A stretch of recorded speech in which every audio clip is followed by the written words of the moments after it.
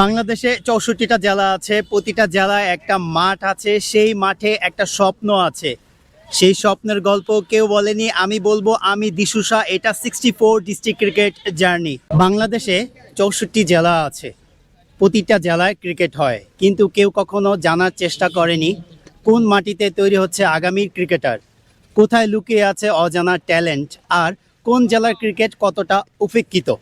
আজ আমি সেই গল্পটাই বলতে এসেছি। শুরু ময়মনসিংহ থেকে। এই মাঠ থেকে বেরিয়ে এসেছে বাংলাদেশের প্রথম world cup centurion Mahmudullah Riyad. কিন্তু আজ এই মাঠে এসে যা দেখলাম, আপনি দেখলে আপনার বুকটা ভারী হয়ে যাবে। ময়মনসিংহের একটা পুরনো প্রবাদ আছে, পুরনো প্রবাদটা হচ্ছে হাওর জঙ্গল মহেশের সিং, এই তিনে ময়মনসিংহ। কিন্তু ময়মনসিংহের আরেকটা পরিচয় আছে, ক্রিকেটের পরিচয়। ময়মনসিংহ জেলা থেকে বেশ কয়েকজন ক্রিকেটার বাংলাদেশ ন্যাশনাল টিমে খেলেছে। মীর বেলায়েত হোসেন, হারুনুর রশিদ, সাইফুল ইসলাম খান, তারপরে ফাহিম মুনতাসির সুমিত, সানোয়ার হোসেন, তারপরে হচ্ছে দিলীপ পান্ডে, সদরুল আলম খান, জাকির হাসান, আরও বেশ কয়েকজন ক্রিকেটার রয়েছে। এর মধ্যে বলবো বর্তমান প্রজন্মের আমরা বিশেষ করে যাদেরকে চিনি, মাহমুদুল্লাহ রিয়াদ, শুভাগত হোম চৌধুরী, মোসাদ্দেক হোসেন সৈকত, সর্বশেষ ময়মনসিংহ জেলা থেকে মুনিম শাহরিয়ার জুম্মন, সে কিন্তু বাংলাদেশ ন্যাশনাল টিমে খেলেছে। ওনারা কিন্তু ময়মনসিংহেরই সন্তান। আমি এই প্রজেক্ট শুরু করেছি একটাই কারণে, কারণ বাংলাদেশের ডিস্ট্রিক্ট ক্রিকেট ইনভিজিবল, কেউ দেখে না, কেউ জানে না, কিন্তু এই মাটিতেই তৈরি হচ্ছে বাংলাদেশের পরের 10 বছরের ক্রিকেট। ময়মনসিংহ থেকে বেশ কয়েকজন ক্রিকেটার কিন্তু বাংলাদেশ জাতীয় দলে খেলেছে। এর মধ্যে বিশেষ করে আমরা যাদেরকে চিনি, মাহমুদুল্লাহ রিয়াদ, মোসাদ্দেক হোসেন সৈকত ভাই। মাহমুদুল্লাহ রিয়াদ ভাই ইন্টারন্যাশনাল একজন ক্রিকেটার, ময়মনসিংহের সন্তান। সে ওয়ার্ল্ড কাপের একমাত্র প্রথম বাংলাদেশি হিসেবে কিন্তু সেঞ্চুরি করেছে, নিশ্চয়ই আপনারা জানেন। প্রায় 10,000 ইন্টারন্যাশনাল রান, 150-রও বেশি ইন্টারন্যাশনাল উইকেট। তার ক্রিকেট পথ চলা কিন্তু এই ময়মনসিংহের ঐতিহ্যবাহী সার্কিট হাউস মাঠ থেকেই শুরু হয়েছে। স্কুল ক্রিকেট বলেন বা স্ট্রিট ক্রিকেট বলেন, এই ময়মনসিংহ থেকেই তার পথ চলা শুরু হয়েছিল ক্রিকেটের। মোসাদ্দেক হোসেন সৈকত ময়মনসিংহের ছেলে, বাংলাদেশের ফার্স্ট ক্লাস ক্রিকেটে যে কিনা 3টি ডাবল সেঞ্চুরি করেছেন। 2017 সালে 100তম টেস্টে ডেবু হয়েছিল মোসাদ্দেক হোসেন সৈকত ভাইয়ের। তার বাবা ময়মনসিংহ জেলা ক্রীড়া সংস্থাতে কর্মরত ছিলেন। বাবার হাত ধরেই মোসাদ্দেক হোসেন সৈকত ভাইয়ের ক্রিকেটের পথ চলা শুরু হয়েছিল এই ময়মনসিংহের ঐতিহ্যবাহী সার্কিট হাউস মাঠ থেকে। একটা জেলা থেকে এতজন ইন্টারন্যাশনাল ক্রিকেটার, এটা কি কোইন্সিডেন্স, নাকি এই জেলার মাটিতে আলাদা কোনো কিছু আছে? চলুন জেনে নেই কি আছে এই জেলার মাটিতে, এই জেলার ক্রিকেট কালচারে। আমি এখন ময়মনসিংহের ঐতিহ্যবাহী সার্কিট হাউস মাঠে আছি। আমার পিছনে দেখতেই পাচ্ছেন ময়মনসিংহ জেলার সাবেক ক্রিকেটার খান জাহান আলী স্যার। মীর বেলায়েত হোসেন, মোসাদ্দেক রুবেল, প্লাবন, সাইফুল ইসলাম, সানোয়ার হোসেন, জাকির হাসান, হারুনুর রশিদ লিটন, মাহমুদুল্লাহ, মোসাদ্দেক, এরা প্রত্যেকেই ময়মনসিংহের সন্তান, প্রত্যেকেই বাংলাদেশ জাতীয় দলে ক্রিকেট খেলেছে। এটা কি শুধু ভাগ্য, নাকি এই জেলার ক্রিকেট কালচারে আলাদা কিছু আছে? এটা আমি তো 80-এর দশকের থেকে শুরু করছিলাম, 83, 84, 85-এ। আর ময়মনসিংহ ক্রিকেটটা একটা সময় ছিল ওই 70 দশকের থেকে 2000 পর্যন্ত একটা রাজ করছে ময়মনসিংহ ক্রিকেট। শুধু নট অনলি ময়মনসিংহ, ঢাকার premier league, Dhaka first division league এবং বিভিন্ন জায়গায়। এবং ময়মনসিংহ ন্যাশনাল টিমে তো অনেক খেলোয়াড়ই ছিল এবং এখনো বর্তমানে আছে, ঠিক আছে। আর ময়মনসিংহের ক্রিকেটের ইতিহাসটা এরকম যে এই সার্কিট হাউস মাঠটা একটা সময় ক্রিকেটের স্বর্গ বলা হতো। ঢাকা লিগ শুরু হওয়ার আগে আমাদের ময়মনসিংহ ক্রিকেট লিগ হতো, ঢাকার অফিসিয়ালরা এসে এখানে বসে থাকতো, যারা ভালো খেলতো তাদেরকে ঢাকার লিগে টাকা চার্জ করে দিত। এবং তখন ময়মনসিংহ ক্রিকেটের একটা কম্পিটিশন ছিল। এবং তার আগে বলতে হবে যে ময়মনসিংহ ক্রিকেটটা কিভাবে আসলো, এবং এটা অনেক সংগঠন ছিল যাদেরকে না নাম বললেই হয় না। যেরকম এখানে ছিল ফটি চাচা, ছিল টুকু চাচা, ছিল কোচের মধ্যে ছিল ফকর চাচা, রামচাঁদ গোয়ালাদা, উনিও কোচিং করেছেন। তারপরে যে টিমগুলির নাম না বললে হবে না, যেরকম ডায়মন্ড ক্লাব ছিল, শেওড়া স্পোর্টিং ক্লাব ছিল, মাওয়ার্ড স্পোর্টিং, আল হেলাল, পণ্ডিতপাড়া, কালীবাড়ি, থানারঘাট, তারপরে স্টেশন কোয়ার্টার, অনেক টিম ছিল ময়মনসিংহের। এবং ময়মনসিংহের যে একটা ক্রিকেট ইতিহাস আছে, হ্যাঁ, যেরকম এই মোসাদ্দেকের কথা বলা হলো, মাহমুদুল্লাহ, এবং বাংলাদেশের প্রথম আইসিসি চ্যাম্পিয়ন দলের যে দুই প্লেয়ার আছে ময়মনসিংহ সানোয়ার হোসেন, সাইফুল ইসলাম খান, এছাড়া টেস্টে কিন্তু ময়মনসিংহ এর প্রথম সন্তান যেটা সুমিত, ময়মনসিংহ এর প্রথম খেলোয়াড়। এবং বাংলাদেশ জাতীয় দলে সাইফুল খেলছে, জাকির হাসান খেলছে, সদরুল ভাই ছিল, বেলাল ভাই ছিল, হারুন রশিদ লিটন ভাই ছিল। তাদের যে ক্লাসিক ব্যাটিং ছিল, এবং সাইফুল এবং জাকির হাসান অনেক বড় মাপের বলার ছিল, এবং সাইফুল অনেক বছর প্রতিনিধিত্ব করছে বাংলাদেশ ক্রিকেটকে। এবং মাহমুদুল্লাহ রিয়াদ এই মাঠেই খেলছে। আমার স্মৃতি মনে আছে, আমি তখন মাওলানা স্পোর্টিং ক্লাবের ক্যাপ্টেন। মাহমুদুল্লাহর বড় ভাই রাজু আমাদের ওপেনার ছিল, ব্যাটসম্যান। রাজু ব্যাটিং করতেছে, মাহমুদুল্লাহ রিয়াদ আমার পাশেই বসা, তখন অনেক ছোট সে, আমাকে বলতেছে আমাকে নামায় দেন, ভাইয়ার চেয়ে ভালো খেলবো, ভাইয়ার চেয়ে ভালো খেলবো। আমার এই কথাটা এখনো মনে আছে। এবং যারা মানুষের ক্রীড়াঙ্গনের, যেরকম তোফাজ্জল স্যার ছিলেন, অ্যাডভোকেট আলম রাজীব সাহেব ছিলেন, তারেক ভাই, তারপরে আপনার ওই সাহেব আলী চাচা, তারপরে ইলিয়াস চাচা, মোতাহার চাচা, কাজী ভাইয়ের মতো কোচ, তারপরে মীর খাদেম হোসেন রাজার মতো একজন ক্রীড়া সংগঠক এবং ভালো ক্রিকেটার, হাবিবুর রহমান বুলু ভাই একসময় ময়মনসিংহ এর ভালো ওপেনার ছিল। যখন ময়মনসিংহ জাতীয় দলে তারা খেলতো, আমরা দেখছি 2 দিন 3 দিনের ম্যাচ ছিল, 1 দিন 1.5 দিন ও ব্যাটিং করেছে। সো দ্যাট আমাদের ময়মনসিংহ ক্রিকেট অলওয়েজ বেটার ছিল। যদিও এখন আমরা ধারাবাহিকতা হারিয়ে গেছি, তারপরে আমাদের বাংলাদেশ ন্যাশনাল টিমে কিন্তু এখনো প্লেয়ার খেলতেছে। ময়মনসিংহের ক্রিকেটের সবচেয়ে বড় শক্তি কোথায় আপনার দৃষ্টিতে? বড় শক্তিটা এরকম হচ্ছে, আমি বলি এটার মধ্যে একটা ইতিহাস টেনে আনি। যেরকম ফুটবলে একটা সময় বলা হতো ফুটবল মানে ব্রাজিল, ব্রাজিলের ছেলেপেলেরা জন্মাইলেই ওরা বলতো কি করবা, ফুটবল খেলবো। আর ময়মনসিংহ এর যেটা শক্তি, এই সার্কিট হাউস মাঠ, এখানে এভরিডে আপনারা দেখবেন যে 3 থেকে 4 হাজার ছেলেপেলে কিন্তু ক্রিকেটটাই বেশি খেলে, ফুটবলটা কম। আর ময়মনসিংহ এর যে টিমগুলি অংশগ্রহণ করে এজ লেভেল থেকে শুরু করে একাডেমি কাপ বলেন, first division cricket, second division cricket, প্রায় 4 থেকে 5 হাজার প্লেয়ার আছে। এটাই হচ্ছে মূল শক্তি। আর সবচেয়ে বড় দুর্বলতা কোথায় ময়মনসিংহের ক্রিকেটে? না, দুর্বলতা বলতে এখন আমরা কিন্তু একটা মাঠে ক্রিকেট খেলি, এখানে সারা বছরই ক্রিকেট হয়।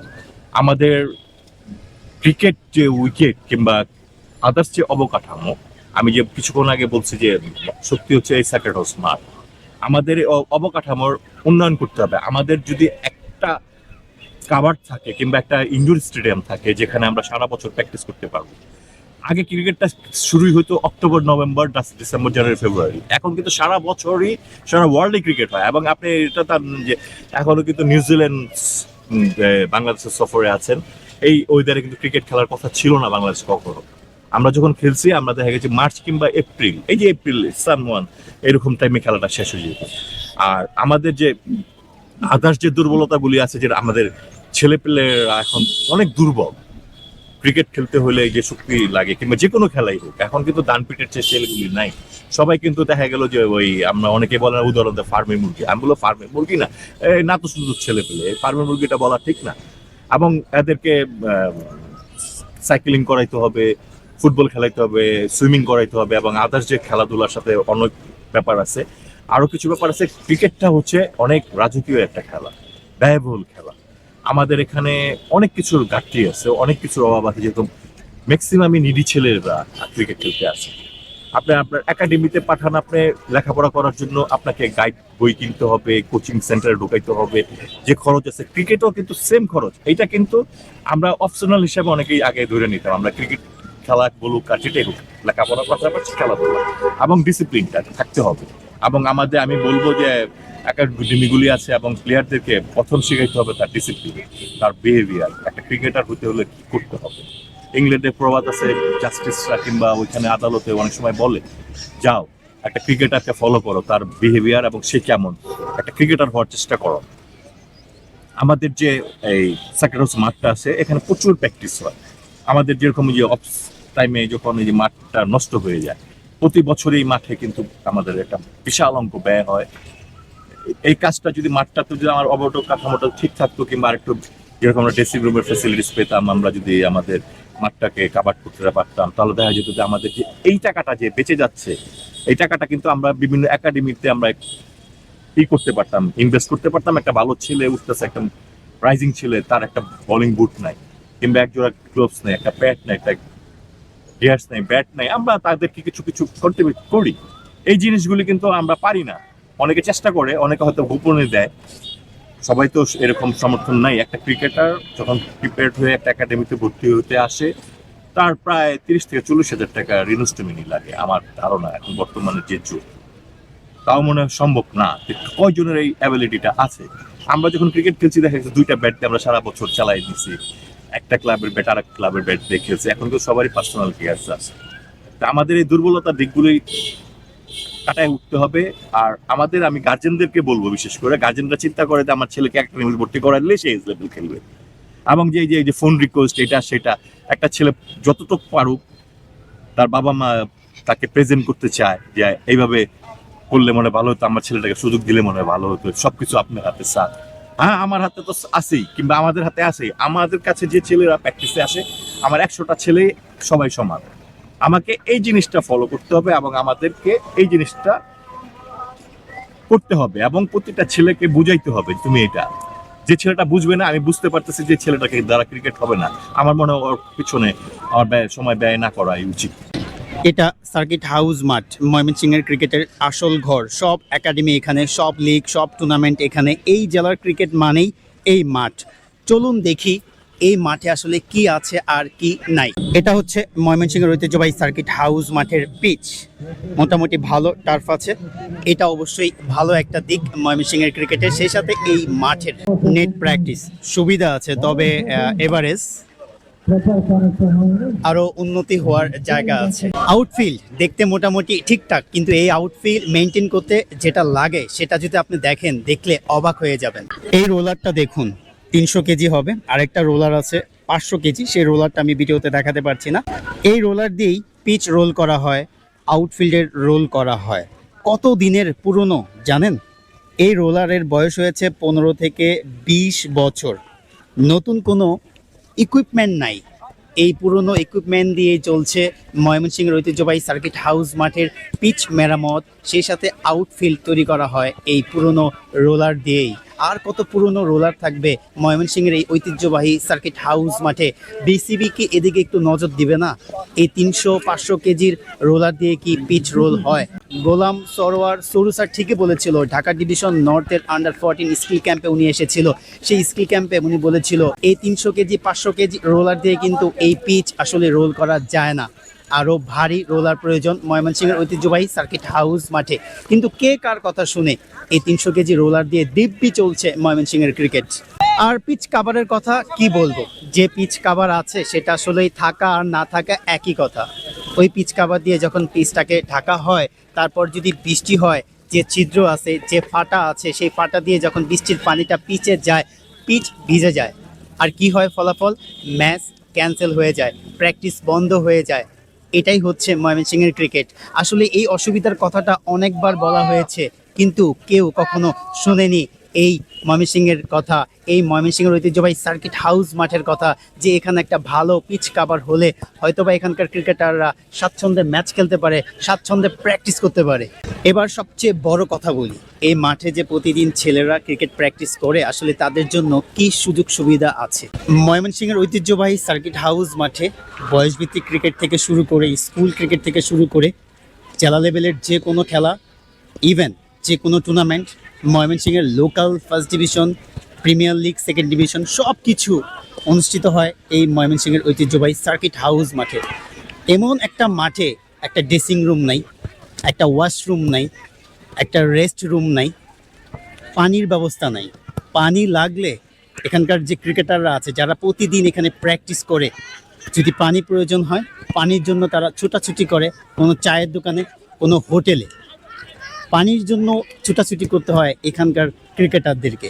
একজন ক্রিকেটার যে স্বপ্ন দেখছে বাংলাদেশ জাতীয় দলে খেলবে, কিন্তু প্র্যাকটিসের ব্রেকে অথবা প্র্যাকটিসের শেষে সে পানি খাওয়ার জন্য পর্যাপ্ত পানি পাচ্ছে না ময়মনসিংহের ঐতিহ্যবাহী সার্কিট হাউস মাঠে। পানির জন্য তাকে ছুটতে হচ্ছে কোনো চায়ের দোকানে অথবা কোনো হোটেলে। বাংলাদেশ ক্রিকেট বোর্ড কি আসলেই ডিস্ট্রিক্ট লেভেলের ক্রিকেটটা কিভাবে পরিচালনা হচ্ছে, ডিস্ট্রিক্ট লেভেলে আসলে কতটা সুযোগ সুবিধা আছে ক্রিকেটের, সেগুলো কি কখনো দেখেছে নিজ চোখে? ডিস্ট্রিক্ট লেভেলের ক্রিকেটাররা কতটা স্ট্রাগল নিয়ে প্র্যাকটিস করে, তারা কি কখনো দেখেছে? এটাই কিন্তু বাংলাদেশের ডিস্ট্রিক্ট ক্রিকেটের আসল চিত্র। হয়তোবা এর আগে দেখেন নাই, হয়তোবা শুনেন নাই, আজকে শুনুন ডিস্ট্রিক্ট লেভেলে এমনটাই হয়ে থাকে। দেলু ভাই, আপনি তো মাঠকর্মী, ময়মনসিংহের ঐতিহ্যবাহী সার্কিট হাউস মাঠটাকে আপনি রক্ষণাবেক্ষণ করছেন, কতদিন ধরে এই মাঠে কাজ করছেন? মাঠে কাজ করছি আমি 1991 সাল থেকে। 1991 সালে আমার চাকরি হয়েছে, তারপরে থেকে সার্কুলার মারে আমি কাজ করছি। প্রতিদিন কি কি করতে হয়? প্রতিদিন খেলা সকালবেলা আইসা গ্রাউন্ডারে ঠিক করে পিস্টারে রোলিং টুলিং করে ঠিকঠাক করে দিয়ে খেলা স্টার্ট করে দিই, আম্পায়াররা খেলা চালায়। বাকিটা পরে আবার বিকালবেলা আবার তৈরি করে পরের দিনের জন্য। এই রোলারগুলো মানে যে রোলার দিয়ে পিচ আউটফিল্ড রোল করা হয় কত দিনের পুরনো? নতুন কিছু কি কখনো এসেছে? আমাদের সময় একটা রোলার ছিল বড়, ওটা প্রায় 500 কেজির থেকে বেশি ওজন ছিল, ওইটা এখন অকেজো। এরপরে আমাদেরকে ঢাকা বিসিবি থেকে 2টা রোলার দিয়েছিল, একটা 500 কেজি, একটা 300 কেজি। আমরা ওই 2টা দিয়েই আমরা কাজ করতেছি এখন পর্যন্ত। দেলু ভাই, নতুন কেউ কি এই কাজে আসতে চায়? নতুন কেউ আসতে চায় না, আমি যদি সেরকম মানুষ পাওয়া যায় না ইয়াং করার জন্য, বহুত চেষ্টা করছি, আইতে চায় না কেউ। দেলু ভাই, বেতন কত পান? সেটা দিয়ে কি সংসার চলে? বেতন যা পায় তাতে সংসার চলে না, আল্লাহর রহমতে টুকটাক আল্লাহ চালাই নিতেছে, খায় না খায়া। যে পয়সা পাই, স্যালারি পাই, ওই পয়সা দিয়ে হয় না, আমাদের সংসার চলে না। তবে আমাদের দিয়েছে কয়েকবারই, আরও বেতন কম ছিল, আরও কিছু কিছু করে বাড়াইছে। এখন বর্তমান স্যালারি পাই 7,700 টাকা। এই পর্যন্ত দিয়ে আমরা চলতেছি, আর উপরে টুকটাক খেলাধুলা চলে, কিছু পয়সা পাই, এতে আমাদের খোরাক চলে। আচ্ছা আনু ভাই, একটু ঘুরে বসেন। আনু ভাই, এত কষ্টে এত কম বেতনে এতদিন ধরে কাজ করে যাচ্ছেন কেন? ওই যে সব পর্দা করে আমরা খেলার তখন আমরা 2 টাকা 2.5 টাকা পাই গোলকিপারের পিছনে থেকে। গোলকিপারের পিছনে থেকে আমরা বল ধরে টুকাই দিতাম স্কুল জীবন। তার থেকে খেলাধুলা একটা নেশা হয়ে গেছে। এই খেলাধুলা এই এখন পর্যন্ত নেশায় আছে। এটা ছাড়া আঙ্গর কোনো পথ নেই, আঙ্গর কোনো ছুটি নাই। আমাদের আত্মীয় স্বজন মারা গেলে আমরা যেতে পারি না। দেলু ভাই, মাহমুদুল্লাহ রিয়াদ এই মাঠে খেলতেন, আপনি কি তখনও ছিলেন এখানে? মাহমুদুল্লাহ রিয়াদ সাহেব যখন খেলতেন আন্ডার 17 এই বড় মাঠে খেলা, প্রথম খেলায় তার সেঞ্চুরি করেছিল একটা। এই সেঞ্চুরির ফেরত থেকে ঢাকা সে চান্স পাইল, আন্ডার 17 থেকে সে আস্তে আস্তে ডেভেলপ হয়ে গেল। ময়মনসিংহের ঐতিহ্যবাহী সার্কিট হাউস মাঠে পিচ কাভার নেই, একটু বৃষ্টিতেই পিচ ভিজে যায়, এটা কি জানেন? হ্যাঁ, এটা অবশ্যই জানি। আমাদের প্রিমিয়ার ডিভিশনেও এমনটা হয়েছে যে বৃষ্টি হইলে পরের দিন খেলা সম্ভব হয় নাই। রিসেন্ট আমরা একটা টুর্নামেন্ট চালাচ্ছি আমি ব্যক্তিগতভাবে, এখনও পিচ কাভার পাচ্ছি না। এটা আসলে ক্রীড়া অফিসার আছে, যেহেতু ময়মনসিংহ সে অনেকদিন যাবৎ ক্রিকেটের দায়িত্বে আছে, এটা আমার মনে হয় সে অবগত। সেই বিষয়টা যদি সে নজরে না আনে তাহলে তো আমাদের কিছু করার নেই। আসলে আমরা তো ওইভাবে বোর্ড থেকে আনতে পারবো না, কিংবা কোনো জায়গা থেকে ম্যানেজ করতে পারবো না। এটা শুধুমাত্র ক্রীড়া অফিসারই এখন পারবে, আমার কাছে যেটা মনে হয়। কিন্তু সে এটা দেখেও মানে না দেখার মতো একটা অবস্থা, এটা খুবই দুঃখজনক। প্লেয়ারদের জন্য ওয়াশরুম, ড্রেসিং রুম, পানি ব্যবস্থা নেই, ধরতে গেলে কিছুই নেই। এই বিষয়ে কি কোনো পদক্ষেপ নেওয়া হয়েছে কখনো? এই প্রশ্নটা যখনই আসে তখন আমরা লজ্জা পাই। আমরা যারা ময়মনসিংহের ক্রিকেটার আছি কিংবা অফিসিয়াল আছি কিংবা যারাই আছি ক্রিকেটের সাথে জড়িত, এই ব্যাপারটা শুনলেই আমরা আসলে লজ্জা পাই।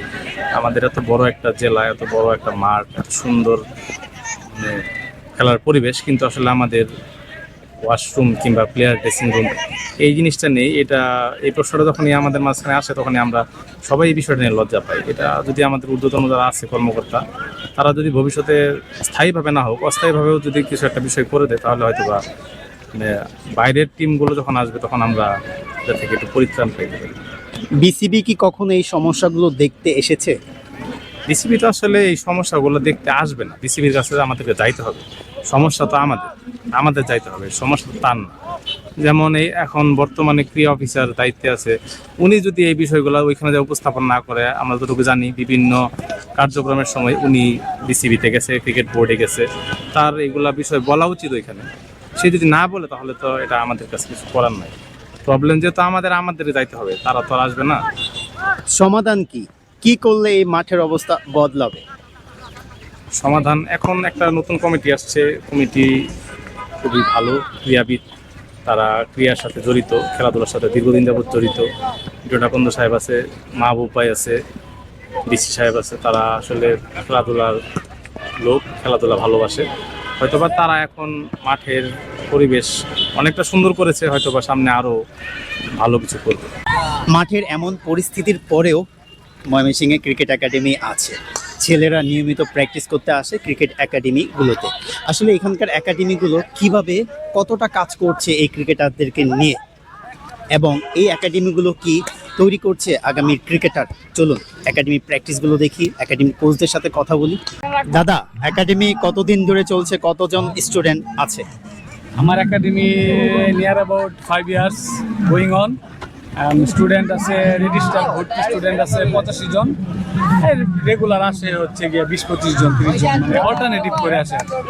Under 12, under 14, under 16, under 18 age group ভাগ করে ট্রেনিং হয় কিনা? হ্যাঁ না, আমার আসলে ট্রেনিংটা হয় 12, 14 এবং 16 এরা একত্রে, আবার 16 যারা ভালো করে তারা বড়দের সাথেও একত্রে কম্বাইন্ডলি প্র্যাকটিস করে। পিচ কাভার নেই, পানির ব্যবস্থা নেই, ওয়াশরুম নেই, এই পরিবেশে কোচিং করতে আসলে কেমন লাগে? এটা তো অনেক ডিফিকাল্ট। দেখা যায় যে আমাদের বাচ্চারা যখন এই গরমের মধ্যে প্র্যাকটিস করে, অথচ বিশুদ্ধ পানির অভাবে তারা অনেকে ডিহাইড্রেট হয়ে যায়, অনেক সময় ইনজুরি হয়ে যায়। এটা আমাদের খুবই জরুরি একটা বিষয় যে পানি এবং তারপরে পিচ কাভার ছাড়া বাচ্চাদেরকে আমরা একটা ম্যাচ খেলানোর সুযোগ পাই না। এই বর্ষাকালে অন্যান্য জেলায় খেলতে পারতেছে, আমরা খেলতে পারতেছি না, শুধু বাচ্চারা প্র্যাকটিসই করে যাচ্ছে। এটা আমাদের জন্য অনেক, আমরা পিছিয়ে আছি এইসব কারণে। মান্থলি ফি কত? গরিব পরিবারের ট্যালেন্টেড ছেলে সুযোগ পায় কিনা? কেউ ট্যালেন্টেড থাকে তাহলে তারে আমি ফ্রি প্র্যাকটিস করাই, এটা আমার ইয়েতে আছে। মান্থলি ফি কত? মান্থলি ফি তো 1000 টাকা বলি, কিন্তু আসলে সবাই দেয় না। আপনার যে পারিপার্শ্বিক পরিস্থিতিতে সবাই 500 টাকায় দেয়, কিন্তু এখন বলতেছি 1000 টাকা, কিন্তু এটার থেকে আরও রিডিউস করে 500 দেয়। এই মুহূর্তে সবচেয়ে প্রমিজিং স্টুডেন্ট কে আপনার কাছে? এখন আমার একাডেমি থেকে মানে 12 থেকে শুরু করে আছে হলো সৌম্য সরকার, খুব ভালো সৌম্য সেন। আর যদি 14-16-এ বলি, 14-এ তো আমার আহনাব হামিম খেলতেছে আপনার ডিভিশনে, এটা তো জানেন। আর হচ্ছে যে 16-এ ওই রাজীব হাসান শিমুল আছে, এদের দ্বারা আশা করি যে এরা ভালো কিছু দিতে পারবে ময়মনসিংহে। এই মুহূর্তে সবচেয়ে প্রমিজিং স্টুডেন্ট মানে ময়মনসিংহের প্রমিজিং ক্রিকেটার কে আপনার দৃষ্টিতে? যদি 12-এর দিক থেকে বলেন তাহলে আমি সৌম্যকে ধরতে পারি। আর এছাড়া যদি 14-এ বলেন, 14-এ ওই ক্রিকেট একাডেমির ইয়াসিন আছে, ভালো করছে। আমার হামিম আছে, সেও ভালো করছে। এই দুইটা ছেলে আমি আশা করি যে এরা ভালো লেভেলে যাওয়ার মতো এখন অ্যাবিলিটি আছে এই দুইটা ছেলে ময়মনসিংহ থেকে। এখানকার ক্রিকেটাররা নিয়মিত সকালবেলা, তারপরে দুপুরে, বিকেলে এই প্রচণ্ড রোদের মধ্যে ঘামে প্র্যাকটিস কিন্তু চালিয়ে যাচ্ছে। তারা জানে প্র্যাকটিস করার পরে অথবা প্র্যাকটিসের ব্রেকে পানির জন্য ছুটতে হবে কোনো চায়ের দোকানে অথবা হোটেলে। তারা জানে ওয়াশরুম নেই, তারপরে তারা ময়মনসিংহের এই একাডেমিগুলোতে নিয়মিত প্র্যাকটিস চালিয়ে যাচ্ছে। তাদের স্বপ্ন একটাই, ক্রিকেট শেখা, ক্রিকেট শিখে ভালো প্লেয়ার হওয়া, ভালো প্লেয়ার হওয়ার পরে বাংলাদেশ জাতীয় দলে খেলা। এটাই হচ্ছে এখানকার ক্রিকেটারদের স্বপ্ন। তোমার নাম কি? সৌম্য শেখ। বয়স কত? বয়স 8। কোথায় থাকো? আমলাপাড়ায়। ক্রিকেট কখন থেকে শুরু করেছো? ক্রিকেট শুরু করেছে আমার যখন 4 বছর তখন থেকে। ক্রিকেটে তোমার অনুপ্রেরণা কে করেছিল? অনুপ্রেরণা আমার বাবা। বাসা থেকে কেমন সাপোর্ট পাও? অনেক ভালো। টাকার কারণে কি কখনো প্র্যাকটিস বন্ধ রাখতে হয়েছে তোমার? না। মাহমুদুল্লাহ তোমার জেলার মানুষ, এটা কি তোমাকে আরো উৎসাহ দেয়? হ্যাঁ হ্যাঁ, উনি একজন অবশ্যই গর্ব। কখনো দেখা হয়েছে মাহমুদুল্লাহ রিয়াদ ভাইয়ের সাথে? ভবিষ্যতে দেখা করার ইচ্ছা আছে? হ্যাঁ। 5 বছর পর নিজেকে কোথায় দেখতে চাও? 5 বছর পর আমি নিজেকে দেখতে চাই ন্যাশনাল টিম। ন্যাশনাল টিমে দেখতে চাও 5 বছর পর নিজেকে? হ্যাঁ। তুমি কি সেভাবেই প্র্যাকটিস করছো? হ্যাঁ অনেক। হ্যাঁ ওইভাবেই।